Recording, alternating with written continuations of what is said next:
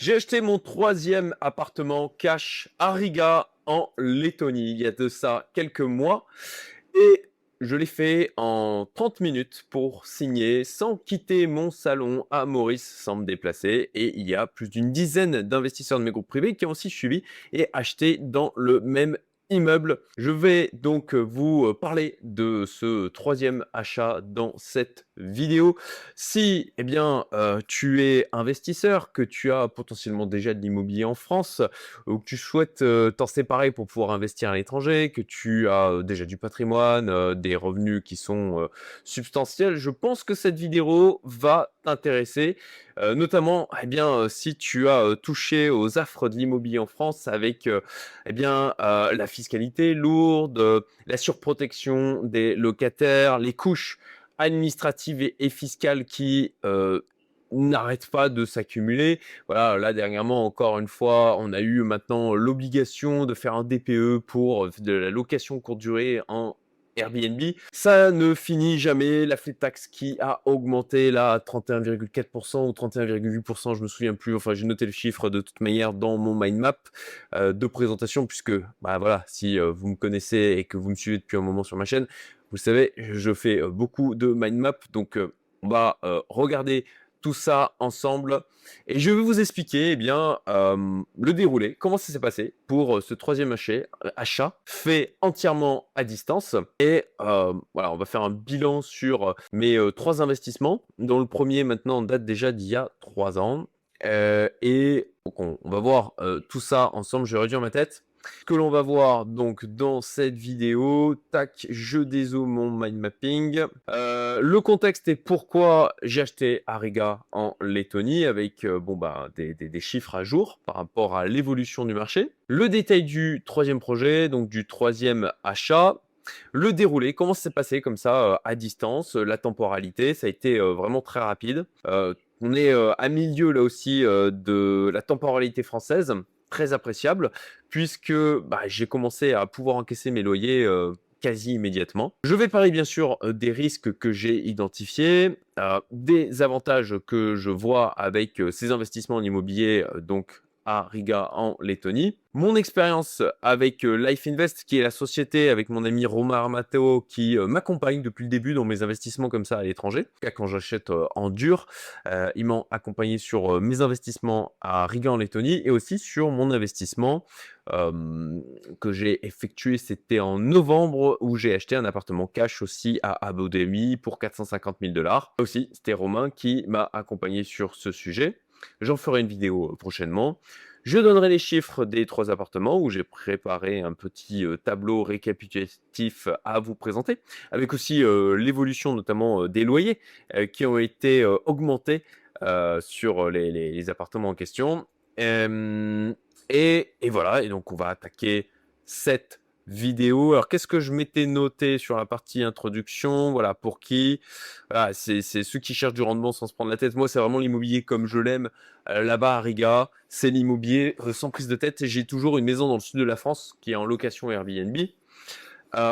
C'est clairement le sujet en termes d'assets qui me prend le plus de temps, qui est le plus relou à gérer. Je la garde parce que on y est attaché, parce que ça nous fait un pied-à-terre, voilà, pour un tas de raisons qui sont pas forcément très pragmatiques et logiques, qui sont plus de l'ordre de l'émotionnel et de la tranquillité aussi quand on décide de retourner en France. Mais voilà, pour l'instant, en tout cas, on garde ce bien et clairement, c'est celui qui m'octroie le plus de soucis et de choses à gérer. Mais justement, pourquoi Riga en Lettonie? Alors pour ceux qui me découvrent à travers potentiellement cette vidéo, qu'est-ce que tu es allé faire là-bas, Cédric? Pourquoi tu es allé investir à Riga en Lettonie?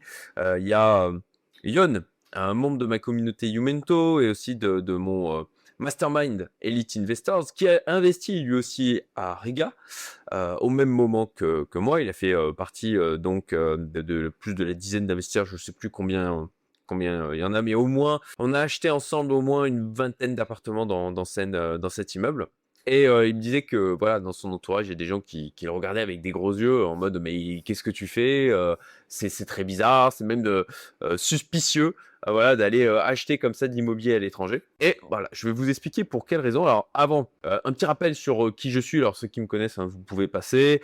Ceux qui me découvrent, bon bah je suis Céric Campestini, je suis marié, papa de petite fille. C'est ce que je dis à chaque fois parce que je suis avant tout un époux, un père. Je suis donc expatrié à l'île Maurice. Je tourne cette vidéo depuis ma villa à l'île Maurice où je suis installé depuis maintenant, ça fera 5 ans en octobre 2026. Un des meilleurs choix de ma vie. Bon, c'est pas le sujet aujourd'hui de parler de ça. Je fais une vidéo de retour d'expérience justement sur l'expatriation à l'île Maurice. Si j'y pense, je mettrai le lien en haut à droite s'il y en a certains qui sont intéressés par le sujet. Entrepreneur depuis mes 23 ans, j'ai 43 ans, le temps passe vite. Donc ça fait déjà 20 ans, j'ai créé en tout 7 business, j'en ai vendu 2 et j'ai encore 3 business aujourd'hui qui sont autour de la thématique investissement, puisque ben, c'est un sujet qui me passionne.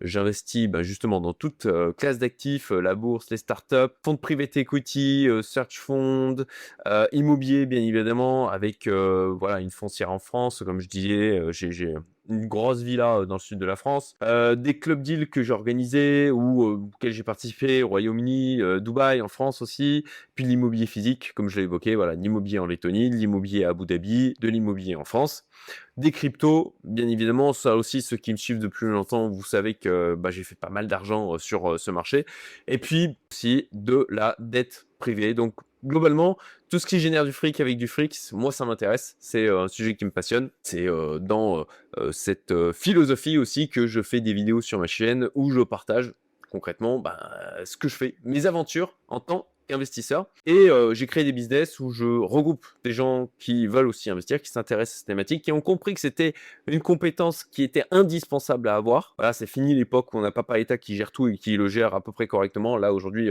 juste le constat, je pense, il est catastrophique, dramatique. Pour moi, l'investissement est une compétence que tout le monde devrait à minima avoir pour faire preuve d'hygiène financière minimale, voilà, comme de se brosser les dents, hein, une hygiène dentaire minimale, et ben d'avoir du coup un minimum d'hygiène financière, pour moi, c'est un indispensable en termes de souveraineté personnelle, de liberté. Bon, je digresse un petit peu. J'avais fait donc une vidéo pour mon premier achat en 2023. Donc il y a le lien pareil, je le mettrai hop ici si jamais du coup tu veux aller voir eh bien mes retours d'expérience au fur et à mesure dans le temps et je vais pas faire un bis repetita de tout ce que j'ai pu dire dans les autres vidéos. Voilà, si tu veux avoir des éléments complémentaires, je t'invite à les voir, sachant qu'il y a eu tout un parcours. La première fois, j'ai acheté à mon nom le premier appartement, puis ensuite j'ai créé une société sur place, j'ai encapsulé le bien, j'ai acheté un deuxième bien, etc. Bon, je refais pas tout le parcours. Il y a eu un changement de locataire sur le premier bien qui s'est très bien passé. Au changement de locataire, alors bien sûr j'ai des prestataires sur place qui gèrent tout et ça se passe très bien. Là aussi, ça fait partie des gros avantages qu'il y a à Riga en Lettonie, c'est qu'on a des prestataires qui sont fiables.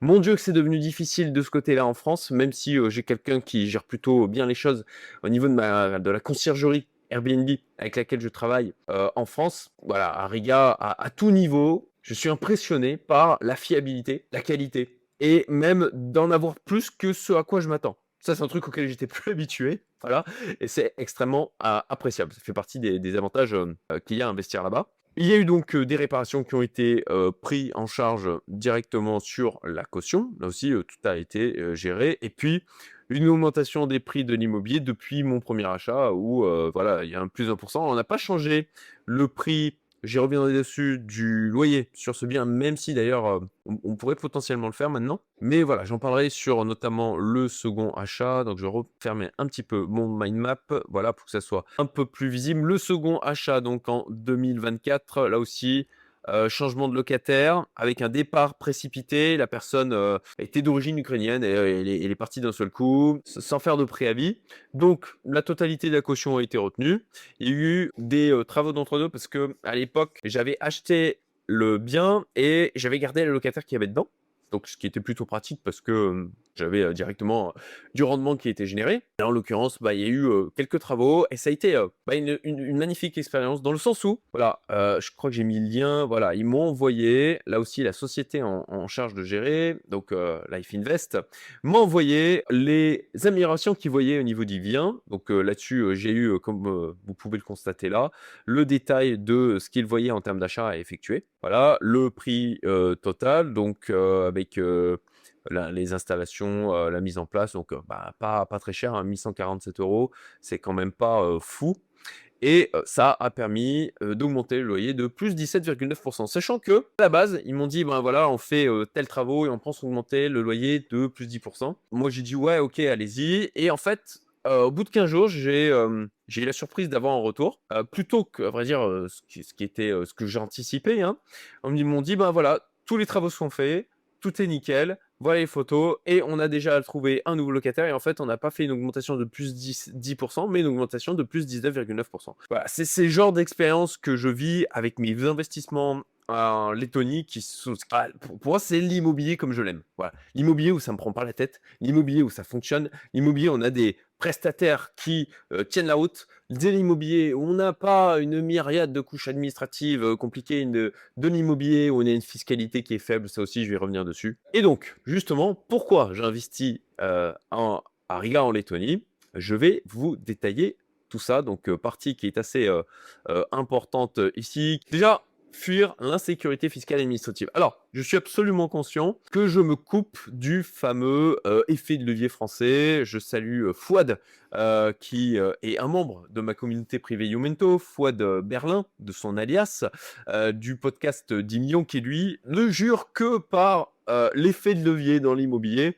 Pour lui, c'est une hérésie de se couper de ça. Bon, moi, je suis plus nuancé dans mes propos. J'estime que il y a autant de stratégies d'investissement qu'il y a d'investisseurs. Il faut trouver ce qui nous convient à nous. Il y a des tas de moyens de faire une tonne de fric. On n'est pas obligé de faire appel à l'effet de levier dans l'immobilier en France. Donc, pour ma part, j'ai décidé bah, de pas en faire. Voilà, parce que j'étais 14 ans entrepreneur en France, même plus de 14 années. Et j'ai fini sincèrement, on en rigole avec des amis entrepreneurs qui sont venus s'installer à l'île Maurice, mais on a je crois que c'est un PTSD, on dit ça, un post-traumatic symptom. Enfin, voilà, on est traumatisé réellement, hein. Les traumatismes, c'est pas forcément, vous voyez quelqu'un se faire tuer devant vous ou on essaye de vous tuer. Non, ça peut aussi être une répétition d'événements dans le temps qui, au final, finissent par créer un traumatisme. Et pour ma part, j'estime que j'ai été traumatisé par l'URSSAF, par la complexité administrative et fiscale en France, par la peur de faire mal en permanence, en sachant que j'étais obligé de faire mal. Voilà, parce que c'est pour ça qu'ils ont créé le droit à l'erreur. C'est que ce qui est fou, hein, c'est que ils ont eux-mêmes admis que c'est tellement compliqué, on est obligé de se tromper. Voilà. Et voilà. Et moi, c'est une des raisons pour lesquelles, OK, la France, non merci. J'ai gardé un seul bien et maintenant je fais mes investissements plutôt à l'étranger. Donc, exemple récent, la flat tax, hein, qui est passée de 30 à 30,4 au 1er janvier 2026. Donc je me demandais tout à l'heure si c'est 31,4, 31,6, 31,8. C'est 31,4. Donc on est clairement sur une trajectoire haussière, hein. De toute façon, d'une manière générale, les impôts en France, hein, c'est toujours une trajectoire haussière. La doctrine fiscale qui change tous les ans, voilà, comme je disais tout à l'heure, l'exemple avec maintenant le DPE obligatoire sur chaque Airbnb. J'ai vu qu'il y avait encore d'autres règles aussi en termes de déclaration d'usage qui sont maintenant obligatoires. Enfin, c'est un enfer. C'est juste un enfer. Car moi, j'estime que c'est un enfer. Dans la vie, on arbitre ses inconvénients, on arbitre ses regrets. Et ben, moi, j'ai arbitré le fait de dire non à l'effet de levier en France et aussi de dire non à toutes ces complexités. Le risque de retour à la fiscalité progressive sur le capital débattu chaque projet de loi de finances. Donc là aussi, ouais, insécurité fiscale et administrative, hein, on fait son plan, on met en place son investissement avec une vision long terme, et puis au final, les règles changent au fur et à mesure. Et ça, c'est intolérable. Et ça, c'est un truc qui fait fuir les investisseurs parce que les investisseurs ont besoin de fiabilité, ils ont besoin de stabilité sur le long terme. Dans un pays où ça va bien et qui pour moi est clairement sous-coté. Regardez, moi j'ai pris tellement une claque quand j'ai découvert Riga pour la première fois. Et je m'en faisais une vision, vous savez, sombre, quelque chose de triste, d'un peu de vieillot, de pas très dynamique, voilà, vraiment. J'y allais avec des gros a priori, comme la première fois que je suis allé à Dubaï, hein, d'ailleurs. Et je me suis rendu compte que je m'étais bien trompé. Et là, je vous affiche, voilà, cette photo. La ville est magnifique. Ça n'a tellement rien à envier à Paris, à Marseille, qui franchement, j'évite maintenant Marseille, ça fait longtemps que je n'aime pas, avis personnel, hein. Et alors, et Paris, je l'évite autant que possible. Je trouve ça moche, je trouve ça triste, je trouve ça sale. Voilà. À nouveau, c'est un avis qui n'engage que moi. Et je suis triste de ça, hein, clairement. Et avec Riga, qui est propre, qui est beau, qui est bien entretenu, est phénoménal. Alors, pourquoi la Lettonie? Bien, déjà, sécurité. Voilà, on a un pays où c'est sécurisé. Regardez-moi ça. Voilà, c'est de partout pareil. C'est d'une beauté cette ville, totalement sous-cotée pour moi. Regardez, en termes, voilà, là c'était la vue depuis l'hôtel dans lequel je logeais à un moment donné quand j'y étais allé. Ah, c'est pas moi qui ai pris les photos, hein, j'ai pas ces talents de photographe, mais j'ai repris la photo provenant de l'endroit où j'étais. Donc voilà, de la sécurité. On se promène plusieurs fois. Je me suis promené seul en pleine nuit à traverser des parcs et on est tranquille. On est en sécurité. Alors bien sûr qu'il doit y avoir des problèmes, bien sûr qu'il se passe des choses, mais le niveau de sentiment d'insécurité et le niveau d'événement et la probabilité de survenance est dramatiquement plus faible que ce que l'on peut rencontrer, notamment si je prends le parallèle avec Paris, qui est une capitale aussi à nouveau. En termes d'infrastructure, voilà, aéroport refait, le métro, le tram, de la fibre de partout, c'est vraiment voilà, exceptionnel en termes d'infrastructure. Modernité, on a un mélange d'ancien qui est parfaitement, mais alors parfaitement, les vieux immeubles, on a l'impression qu'ils viennent de sortir de terre. C'est impressionnant la propreté et l'entretien de cette ville. Et on côtoie donc cette part historique de la ville avec un aspect très moderne en termes d'immeubles, d'infrastructures. Donc vraiment, moi, à nouveau, ça m'a marqué la propreté, voilà, comme je l'ai déjà dit. Voilà, c'est propre. C'est propre de partout. Lors de mon dernier voyage, j'ai vu qu'ils avaient mis en place des robots tondeuses automatiques dans les parcs. Et en fait, ça m'a marqué parce que du coup, c'est parfaitement tondu tout le temps. Et surtout, il n'y a personne qui les détruit.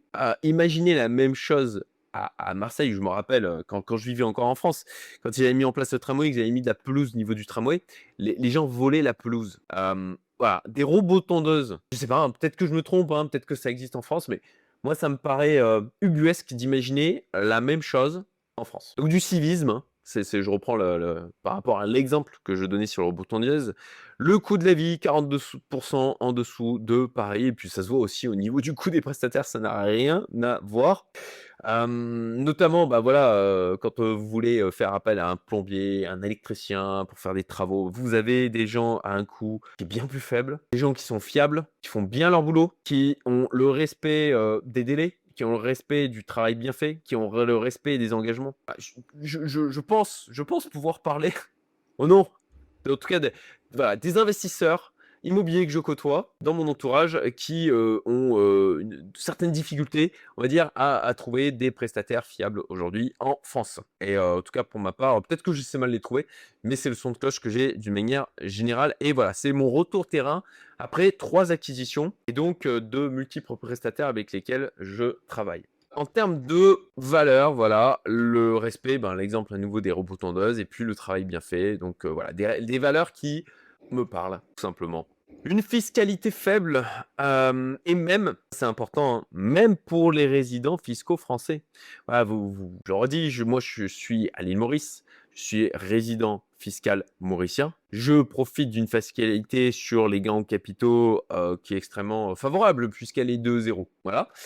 Et au-delà de ça, en termes de revenus, grosso modo, je suis à 15%. Au niveau de Riga, en Lituanie, concrètement, on a 10% flat sur les loyers, y compris, je le redis, pour les résidents fiscaux français. Donc là-dessus, je vous ai préparé un petit tableau comparatif pour vous montrer la différence entre un investissement ticket de 100K en France, alors nonobstant l'effet de levier, à nouveau, versus ce que vous allez récupérer de votre investissement si vous faites le même investissement à Riga, à Lettonie. Ça, c'est 10%, mais c'est optimisable. C'est ce que j'ai fait moi. J'ai une société, une SIA. Letton, c'est l'équivalent d'une SARL. Et tant qu'on ne sort pas d'argent, tant qu'on ne sort pas de bénéfices, hein, sachant que moi, j'ai fait aussi des apports en compte courant d'associés, vu que j'ai injecté de l'argent pour l'achat des biens à chaque fois à l'intérieur. Donc, je peux sortir de l'argent de mon compte courant si jamais je le décide. 0% d'impôt sur les sociétés. Et puis, si je fais de la distribution, c'est 20% uniquement à la distribution. Donc, ça me permet comme ça de compound. Hein, et avec les loyers que j'ai perçus, ça m'a permis aussi de réinvestir les loyers que j'avais accumulés dans les biens que j'ai achetés. 20% sur la plus-value à la revente, d'accord, quand vous vendez un bien versus les 31,4% de flat tax depuis 2026 en France. Qui plus est, ça je l'ai évoqué un peu plus loin dans la vidéo, mais maintenant que j'ai une société, sur le principe, je pourrais très bien vendre les parts de la société au lieu de vendre les biens qui est à l'intérieur. Pour, par exemple, un autre investisseur qui se dit, tiens, je vais avoir un parc immobilier tout fait, il y a tout qui roule, au final, ma société prend de la valeur et je pourrais vendre ça à un autre investisseur. Et là, à ce moment-là, alors, je me suis pas penché sur le sujet, mais en termes de fiscalité, c'est encore plus bas. J'ai peur de dire des bêtises. Je crois que voilà, c'est très peu fiscalisé. Voilà, c'est plus avantageux encore que les 20% sur la plus-value à la revente au niveau des biens immobiliers. Frais de notaire. Donc là-dessus, on est sur du 1,5%, 7 à 8% en France. Moi, franchement, la première fois que j'ai payé les frais de notaire, c'était bizarre. Après avoir acheté quelques biens immobiliers en France où on se fait... alors, je rappelle, hein, les frais de notaire en France, d'ailleurs, c'est dedans les impôts dedans de l'État. Donc, le gros de ce que prend le notaire, en fait, ça va aux impôts. Hein. Comme d'habitude, l'État français, notre plus gros associé et le plus gourmand. Hein. Donc là, on n'est pas sur du 7-8%, on est sur du à peu près 1,5%. Donc en termes de friction, en termes de coûts, c'est beaucoup plus bas. Et là aussi, pour pouvoir rentabiliser les biens, c'est plus facile. Et puis, pas de taxe foncière progressive, taxe immobilière qui est d'à peu près de 1,5% de la valeur cadastrale, qui d'ailleurs, pour ma part, sont payés par les locataires. Donc c'est un truc que je n'ai pas à rajouter. Le rendement et le potentiel de croissance. Donc voilà, je l'ai évoqué. Un pays où globalement, je trouve que ça va bien, fiscalité qui est faible, rendement et potentiel de croissance avec un ruissellement de Tallinn. Alors je vais détailler le pourquoi de la Lettonie. Là, c'est un gros morceau dans cette vidéo. Le ruissellement de Tallinn. Alors, ce qui est la capitale de l'Estonie, vers Riga, qui est la capitale de Lettonie. Donc, c'est ces deux villes qui sont très proches, qui sont de mémoire à 30 minutes de vol. Vous savez quoi? Je vais vous l'afficher. Je mets en pause la vidéo le temps de vous afficher le Google Maps. Donc, j'ai affiché le Google Maps. Ici, vous avez donc Tallinn. Ici, vous avez Riga. Et en fait, ce qui s'est passé, c'est que l'immobilier a bien augmenté sur Tallinn. Belle traction sur la ville. Pour de multiples raisons, d'accord? En fait, non, c'est important, on a un environnement qui est similaire à celui de Riga. Et ce qui se passe, c'est qu'on a aujourd'hui un ruissellement de la hausse qu'il y a eu sur Tallinn, sur Riga, parce que on a un environnement qui est similaire.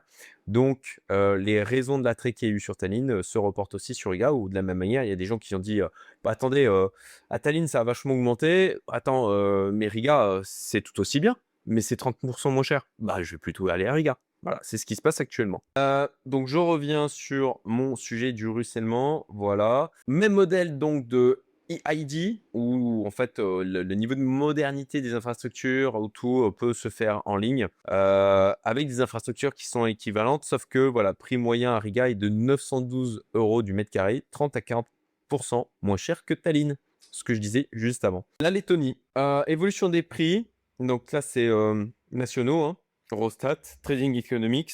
Je vous affiche donc l'image. Q3, donc c'est d'une année à l'autre en termes de croissance. Q3 2024, 5,25%, 7,31%, Q4 2024, Q1 2025, 5,44%, 6,74%, à 8,4% Q3 2025. Donc on a de l'attraction assez clairement et une augmentation des prix de l'immobilier. On a une vague de croissance sur la partie immobilière. L'indice Q4 2025, c'est 224,02. Donc, c'est l'indice des prix de l'immobilier publié par Eurostat, hein, base 100 2015. Donc, on est sur un x2,24 en 10 ans. Je vois pas de raison, moi, pour lesquelles ça s'arrêterait, notamment avec le développement qu'il y a, l'attractivité aussi que cette zone notamment en parlant plus spécifiquement de Riga, pour toutes les raisons que j'ai évoquées précédemment. Je vois pas de raison pour lesquelles ça s'arrêterait. Du côté de Riga, plus 0,12% month on month en août 2025 et moins 2,25% d'une année et l'autre ajusté à l'inflation. Ça, c'est uniquement le chiffre pour Riga, d'accord? Là, c'était l'évolution des prix d'une manière générale sur l'ensemble de la Lettonie. Donc, on a eu une petite correction, hein, ce qui est normal. Hein, c'est comme sur les marchés, vous avez ça monte, ça corrige, ça stagne, hop, ça repart. Voilà, donc on a le même genre de choses d'une manière générale dans tous les actifs. Mais les transactions appartements, plus 14,7%. Donc, niveau le plus haut depuis 2007. Donc, on a en fait le nombre de transactions, il y a une petite baisse sur les prix. Mais le nombre de transactions, par contre, a continué à augmenter. Donc, on a on a de l'intérêt, quoi. On a, comme sur les marchés, on a du volume, d'accord? On a de la liquidité qui est là. Donc, ça, c'est bien. Rendement locatif brut, Lettonie nationale 7,2%, Riga Centre 6,72 à 7,59%, Vekriga, je prononce certainement très très mal la vieille ville, voilà, 7,95, 9,81. Je ne vais pas essayer de le prononcer. Voilà, la partie résidentielle 4,73, 5,56. Donc on a un rendement locatif brut qui est, pour moi, je trouve plutôt intéressant. Surtout que bah, à nouveau, je dis fiscalité faible, des charges qui sont beaucoup plus faibles qu'en France, des prestataires qui sont fiables. Ensuite, prix existant versus neuf, ça c'est intéressant. Existant, plus de 9,4% d'une année à l'autre, à fin 2025, hein, à fin 2025.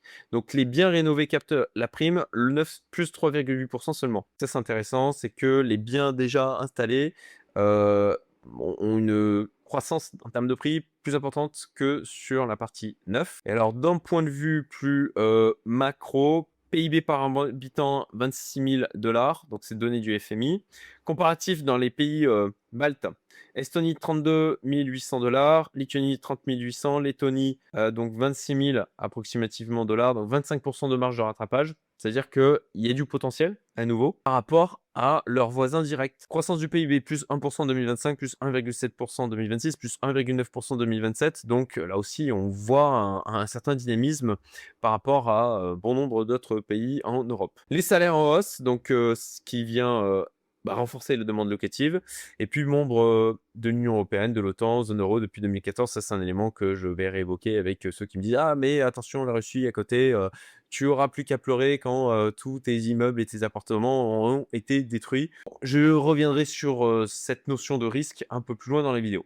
Donc, j'ai un partenaire qui offre son expertise et un accompagnement personnalisé, c'est Life Invest avec Romain Armato. Vous avez le lien en description si ça vous intéresse, si vous voulez prendre un call avec lui et voir, voilà, est-ce que c'est adapté à votre profil, puisqu'il sélectionne les personnes avec lesquelles il travaille, et plutôt dans une approche de qualité que quantité, ce qui me correspond bien d'une manière générale, moi aussi. Et là, qu'est-ce que je n'étais... Voilà, à venir, voilà, j'avais noté à venir, train reliant les pays baltes. Je vous affiche le site. Voilà, l'objectif phase 1 de 2030, le calendrier est tenu.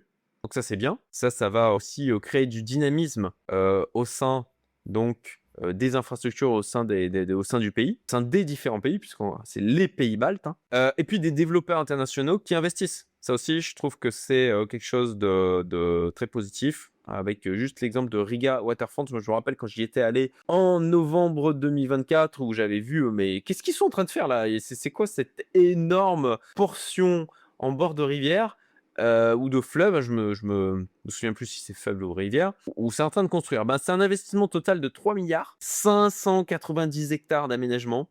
C'est Eagle Hills, une filiale d'Emar. Donc Emar, c'est énorme, c'est le plus important promoteur immobilier à Dubaï, avec derrière, c'est lui qui est à l'origine du Burj Khalifa, Downtown Dubaï. Appartement à partir de 3 700 € du mètre carré, hein. Vous vous rappelez tout à l'heure le chiffre que je vous ai donné avec la moyenne de 900 et quelques.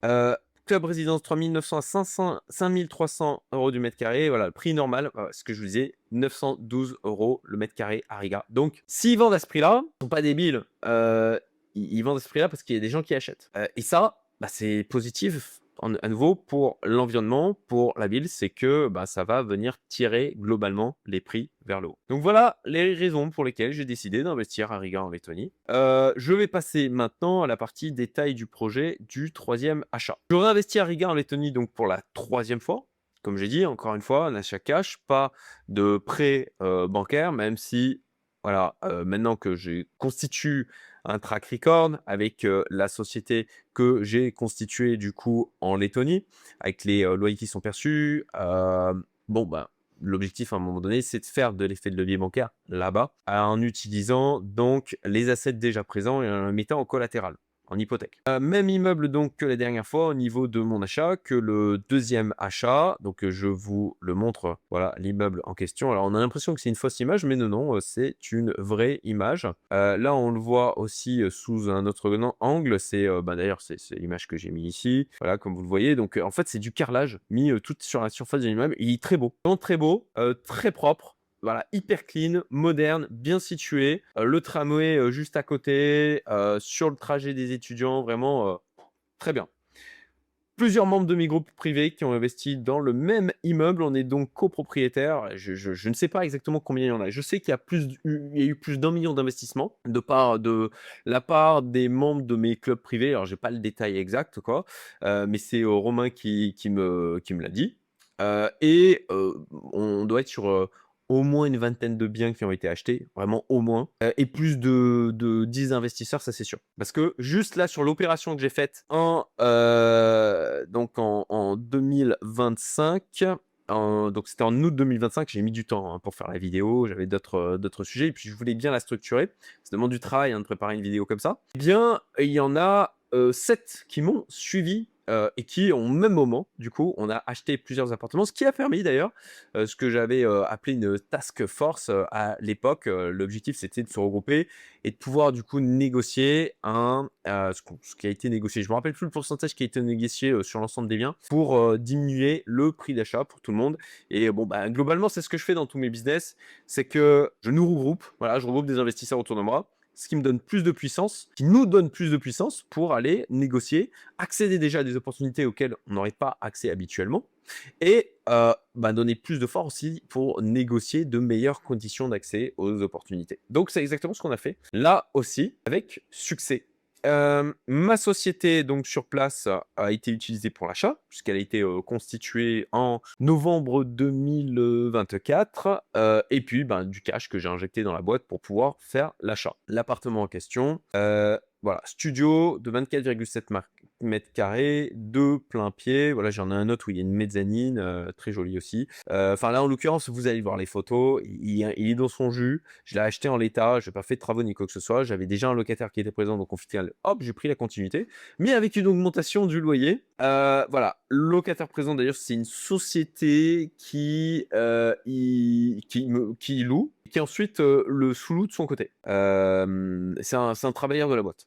Quelques photos, donc moins jolies sincèrement que les autres biens que j'ai pu acheter, mais globalement propres. Là, c'est surtout au final de l'aménagement des meubles qui sont pas oufissimes.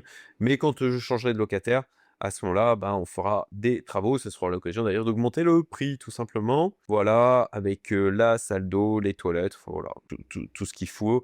24,7 mètres carrés, donc c'est un petit, c'est un studio, c'est pas énorme, quoi. C'est pas non plus un 9 mètres carrés chambre de bonne.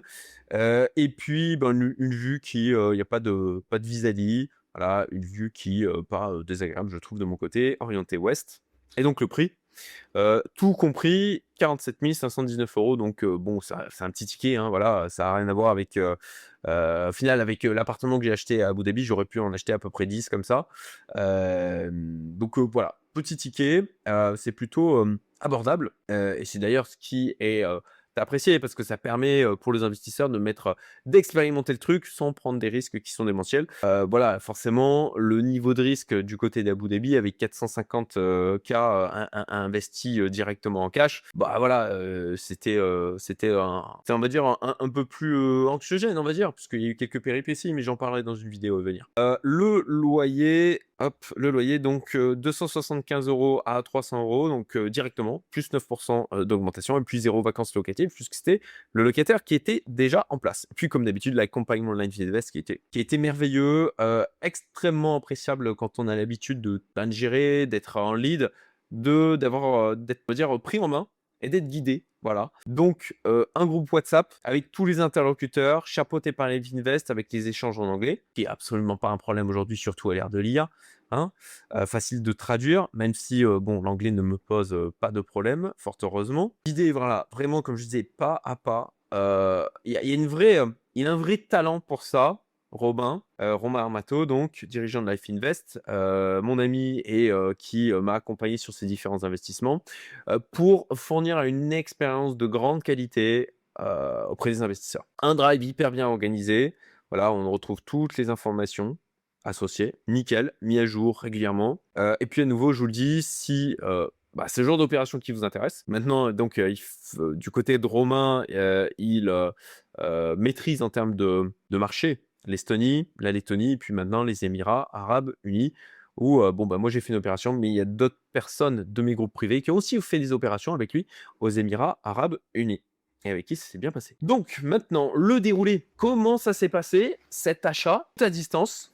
Première fois, puisque les autres fois, j'avais dû me déplacer sur place pour faire un certain nombre d'opérations, notamment pour l'obtention de la e-residency, et c'était l'objectif de faire ces opérations, de manière à pouvoir maintenant déployer mon cash et faire des achats à distance. Donc, comment ça s'est passé? J'étais propriétaire en 3 semaines. C'est vraiment rapide. Là encore, hein, ça change du modèle français. C'est ce que j'apprécie pour ma part, la rapidité d'exécution, la simplicité administrative, l'efficience administrative. Et tout à distance, je vous ai mis le déroulé. Concrètement, le 10 juillet, réservation en ligne du bien et paiement de 2K pour réserver le bien. Voilà, j'étais propriétaire confirmé par l'administration le 18 août avec le rendez-vous notaire et la signature le 6 août et les virements effectués. Donc, je vous détaille un peu le truc. Ok, 10 juillet, réservation en ligne du bien et paiement de cas auprès de Life Invest, signature du contrat avec Life Invest. Puisque ce que fait Life Invest, c'est qu'ils chassent en permanence et ils trouvent des opportunités comme ça qu'ils présentent sur leur site notamment. Pour une partie, il y en a certaines qui, il faut prendre un call avec eux en clair pour pouvoir discuter avec eux de ce qu'on attend, de ce que l'on veut et qu'ils puissent présenter des choses par rapport à ça. Sachant qu'ils ont bien sûr leur réseau personnel, professionnel établi sur place. J'ai établi donc j'ai créé la task force avec un groupe WhatsApp dédié à mon opération, avec comme j'ai dit 7 investisseurs qui ont rejoint et qui ont acheté aussi un ou plusieurs biens. Je crois qu'en tout, je crois qu'on en était, je crois qu'il y a eu 10 biens, voilà. Ouais, c'est ça. On avait éteint les 10 biens qui étaient qu'on pouvait acheter sur cette opération ce qui a permis comme ça de négocier une réduction sur l'ensemble des biens. Partage du Google Drive le 1er août avec tous les contrats à signer, création de mon compte sur cette adresse. En clair, ça c'est le site qui permet de prendre rendez-vous avec les notaires et qui gère tout l'aspect signature en ligne. Voilà, avec une vidéo explicative qui m'a été envoyée par Life Invest, donc à la fois facile, je suis la vidéo, je clique, voilà. L'interface, bien sûr, comme c'est une administration qui est moderne, l'interface est bien sûr en laiton, mais aussi en anglais, bien évidemment. Donc là, j'ai utilisé ma e-ID, j'ai ma petite carte d'ailleurs qui traîne là dans mon sac, et que je branche en USB sur mon ordinateur et qui me permet de m'identifier sur le site et de faire comme ça les signatures en ligne. Le 5 août, signature Purchase Agreement et le House Management Agreement. Donc ça, j'ai signé en ligne via un DocuSign ou autre outil, je me souviens plus exactement. Et avant le rendez-vous avec le notaire, c'est normal parce que le principe c'est de signer et ensuite le notaire authentifie. Le 6 août, rendez-vous notaire en visio de 30 minutes. Voilà, en 30 minutes c'était réglé. Que ce qui était présent, le vendeur, bien évidemment, notaire, bien évidemment, Romain et son assistant juridique, et puis moi-même, identification, authentification des différents documents, et puis annulation du crédit du vendeur, dépôt au registre foncier, procuration de la Finvest pour qu'ils puissent faire des opérations aussi en mon nom. Voilà. Et moi, par la suite, donc virement, donc à cette occasion aussi, les documents que j'avais signés précédemment ont été authentifiés par le notaire, et puis virement effectué à l'administrateur judiciaire, le trésor public letton, parce qu'il y a un minimum de taxes, mais c'est quelques centaines d'euros, quoi. C'est vraiment ridicule. Au vendeur, bien sûr, il faut lui payer, et au notaire. J'ai dû faire là-dedans aussi un virement à Life Invest pour leurs prestations, puisque bien sûr, ils ont un accompagnement, c'est payant. Mais pour ma part, je trouve que le prix en vaut largement l'accompagnement qui est fait, la valeur. Enfin, c'est pas pour rien que c'est mon troisième achat. Et que bah, j'ai autant de gens dans mes groupes privés qui m'ont suivi et ont aussi fait des opérations là-bas avec Romain. 18 août, confirmation de propriété par l'administration avec réception des clés par Ivars, qui est le property manager. 27 août, négociation de l'augmentation du loyer. Et le 10 septembre, bail formalisé. Alors moi, je ne suis même pas intervenu, hein, c'est Ivars qui a géré, qui a dit, bon ben voilà, tu veux rester, le loyer, il augmente de, je crois que c'était de 275 à 300.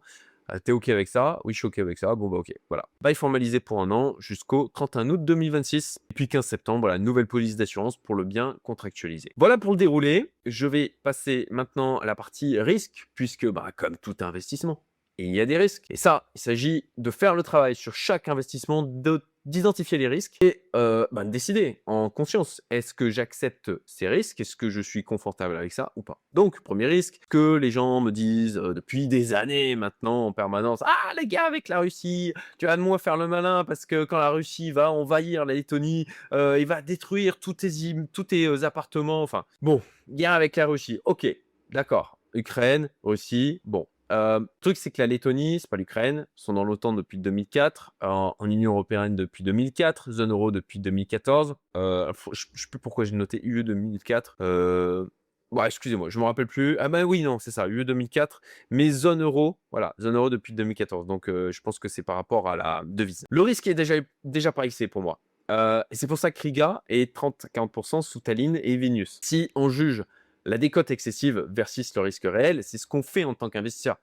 C'est d'identifier des opportunités où effectivement il y a des risques, mais d'identifier des opportunités en fait où il y a une surreprésentation de risque. Et c'est dans ces moments-là où il y a les gens qui se surreprésentent le risque, va générer notre alpha. Quand on va acheter des choses en dessous de la valeur réelle. Voilà. Alors parfois on se trompe, hein, évidemment, on se plante, mais l'objectif c'est de se planter le moins souvent possible. Il faut se rappeler que bien sûr, quand il y a des risques, il y a une probabilité de survenance et même, voilà, par exemple, prends là à Abu Dhabi. Qui aurait pu dire qu'il allait se passer quelques mois après ce qui s'est passé avec donc le détroit de... Ah, le nom m'échappe. Vous savez de quoi je parle. Bah écoutez, pas moi. En tout cas, je savais qu'il y avait des tensions, etc. Mais je m'attendais pas à ça. Pour autant, j'avais déjà un locataire quand j'avais le bien en question. Là, je l'ai reloué. Au final, je pensais partir sur la courte durée. Bon, vous comprendrez aisément que j'ai décidé de ne pas partir sur de la courte durée sur ce bien à Abu Dhabi. Et donc, j'ai décidé de reconduire avec le locataire actuel, mais avec une augmentation de plus 14,6% du loyer. Donc, ben, l'opération est quand même pas dégueu, surtout que, voilà, à Abu Dhabi, on touche l'argent bien souvent au niveau du loyer en une fois pour toute l'année. Là, en l'occurrence, c'est en 2 fois. Voilà, c'était ce qui était déjà contractualisé précédemment, et là, c'est dans la continuité. Donc voilà, j'ai tout de suite touché un bon petit chèque.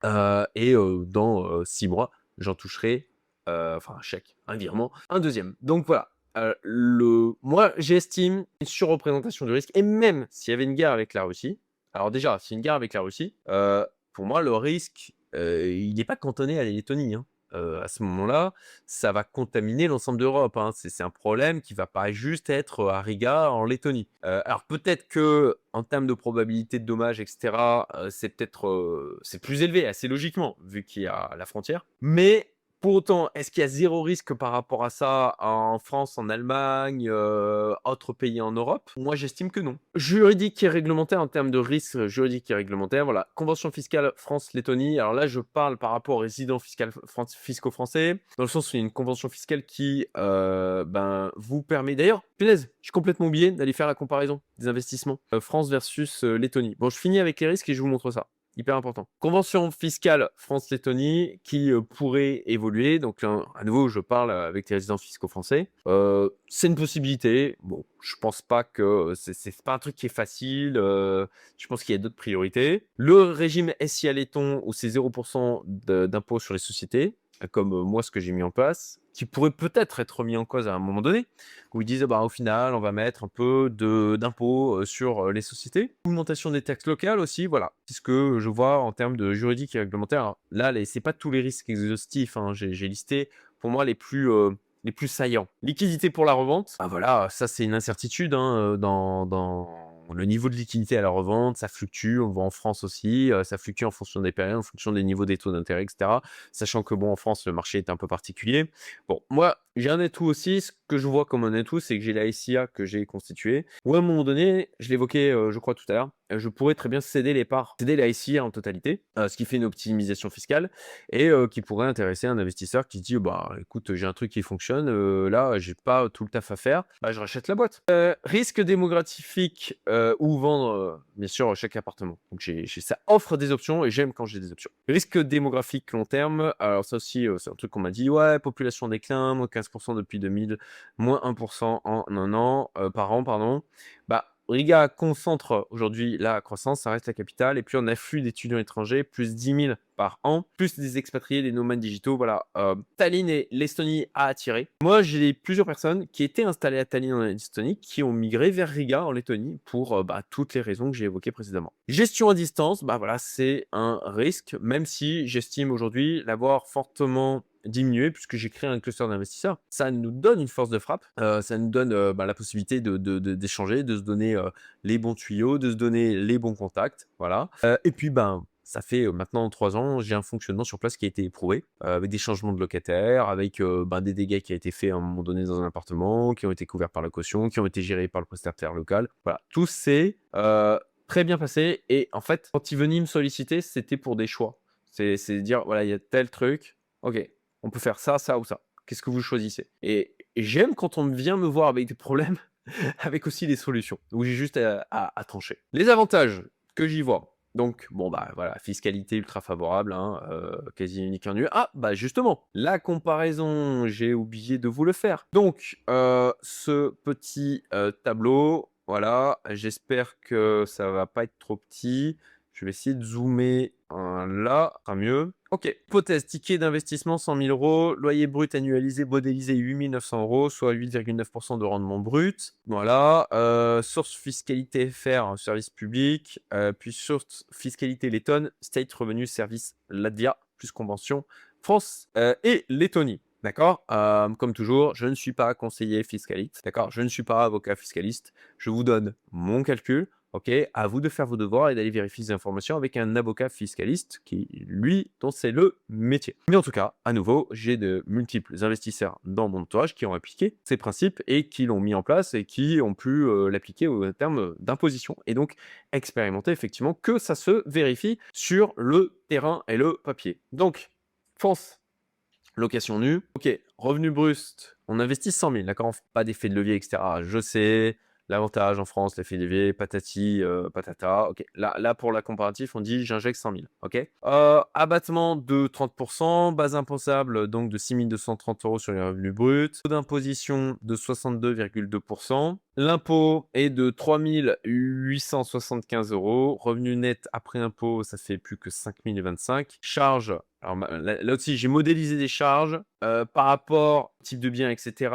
Et par rapport au fait que c'est plus cher en France, quoi. Bon, vous pouvez très bien faire le calcul sans ça. J'ai mis 1 000 euros de charges pour la France. Donc, revenu net final, 4 025. Rendement net, 4,02%. Allez, si on enlève les charges, ok, on monte à 5,02%. Voilà. Et Lettonie, donc 8,1%. Ça, c'est dans le cas où on possède en personne le bien. D'accord, en personne physique. Donc voilà, là j'ai mis le détail, TMI 45%, prélèvements sociaux 17,2%, charges, taxe foncière plus assurance, plus vacances, plus syndic. Bon, voilà, c'est grosse maille, grosso modo. Histoire d'aller autant que possible au bout du calcul et d'avoir une comparaison approximativement correcte. Mais je pense que c'est sans équivoque en termes de rendement. Et à nouveau, même pour les résidents fiscaux français, entre mettre 100K en France avec tous les inconvénients, la charge fiscale, etc., versus mettre 100K à Riga en Lettonie, pour moi, il n'y a pas photo. Voilà, nonobstant l'effet de levier, à nouveau, pour moi, il n'y a pas photo. Ok, Lettonie, on fait l'achat en personne physique, on loue en personne physique, 8 900, ok, d'imposition de 10% seulement, 890 euros d'impôt, 8010 après impôt, donc net, charge 300, revenu net final 7710, donc rendement net 7,71. Et bien sûr, si on crée une SIA, comme je l'ai fait, à ce moment-là, avec l'idée de compound et de pas forcément sortir de l'argent de la société, mais de réinvestir, à ce moment-là. Revenu brut, 8 900. Ok, on a des charges un peu plus importantes parce qu'il y a un suivi comptable à faire au niveau de la boîte. On tombe à 8,45% de rendement net au niveau de la boîte. Donc voilà, ça c'est vraiment idéal pour moi pour investir. Et à nouveau, le choix que j'ai fait, qui plus est, pour créer aussi un track record bancaire, pour pouvoir faire de l'effet de levier. Alors je salue Magali, qui est une membre de ma communauté privée Météo, qui a fait un investissement aussi.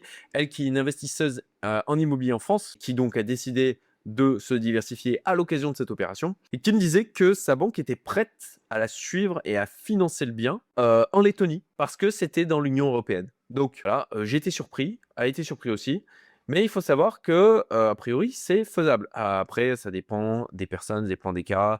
Elle, elle a un certain patrimoine personnel, elle a un certain track record en termes d'investissement immobilier, etc. Donc voilà, à pondérer en fonction à nuancer en fonction de chaque personne, bien évidemment, mais il faut savoir que sur le principe, en termes d'accord, et vu que c'est en Union européenne, c'est quelque chose de faisable. Voilà pour le comparatif. Désolé de ne pas l'avoir du coup mentionné et affiché plus tôt. Donc avantage, voilà, fiscalité. Le rendement 8% annualisé réel constaté de mon côté, sans la prise de valeur des biens, hein, plus. Les impayés et les squatteurs, bah, ça, on n'a pas, comme en France, quelque chose qui surprotège les locataires. D'accord. Voilà, bah, les squatteurs, c'est dehors, les impayés, c'est dehors, quoi. Diversification, résilience, le fait d'investir comme ça dans un autre pays, en plus de ça, avec des tickets qui sont carrément accessibles. Là, je suis en train de regarder pour potentiellement faire un nouvel achat.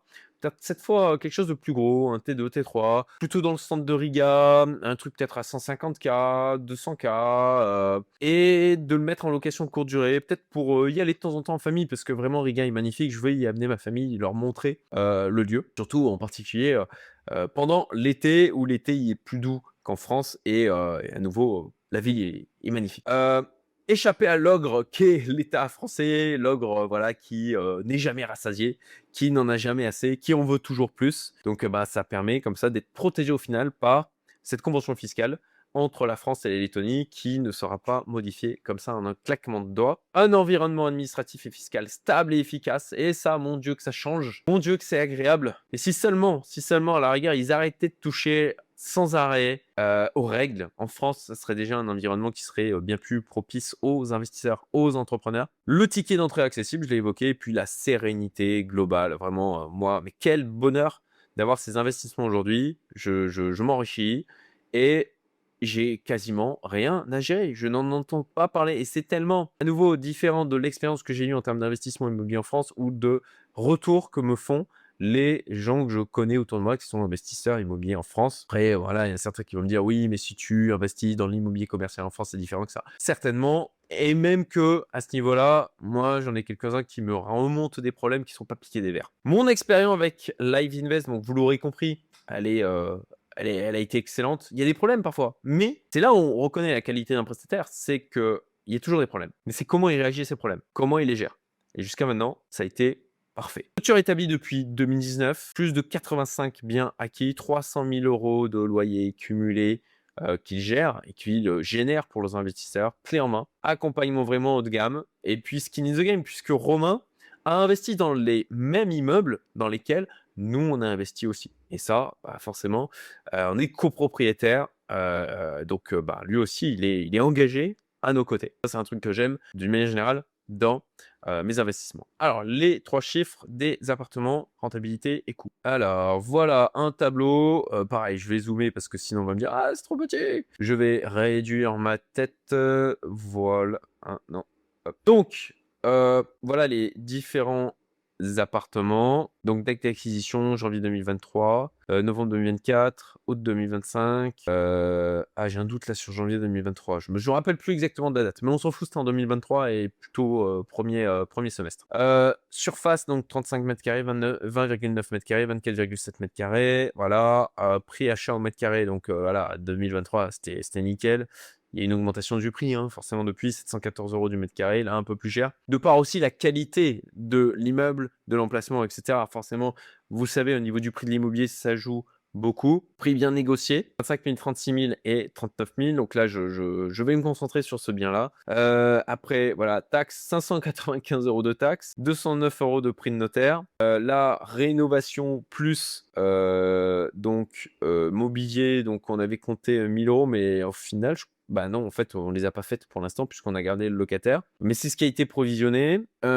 Les frais Life Invest, donc 5 800 €, donc total de l'acquisition 47 519. Loyer initial à l'acquisition 275 € par mois, monté directement à 300 € par mois, donc évolution de 9,1%.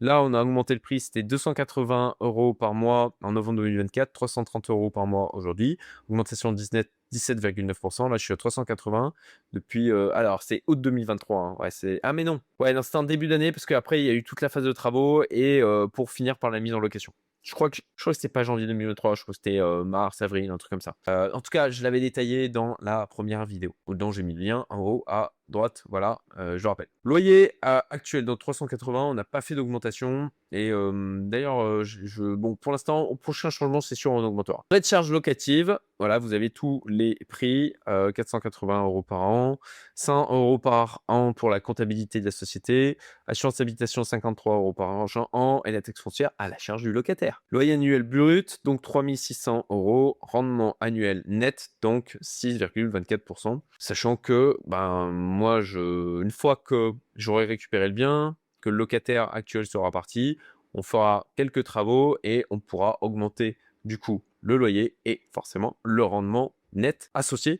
Qui plus est, comme j'ai déjà dit, on est sur un marché qui est en croissance, on a de l'inflation, on a des salaires qui augmentent et ça, c'est quelque chose qui est positif pour l'augmentation des prix, avec qui plus est, là aussi, de l'attraction amenée par des personnes externes, des expatriés ou des étudiants étrangers qui viennent alimenter le marché en termes de demande. Voilà, j'ai fini cette vidéo juste avant de partir. À venir, donc, mon retour d'expérience sur mon achat à 450 000 $ cash à Abu Dhabi. Et pour ceux qui veulent aller plus loin, à nouveau, lien en description pour prendre contact avec Romain et pouvoir étudier donc votre profil et ce que vous recherchez. Comme d'habitude, si la vidéo t'a plu, partage-la à d'autres amis investisseurs. Ça sera grandement apprécié. Like, mets un petit commentaire pour remercier.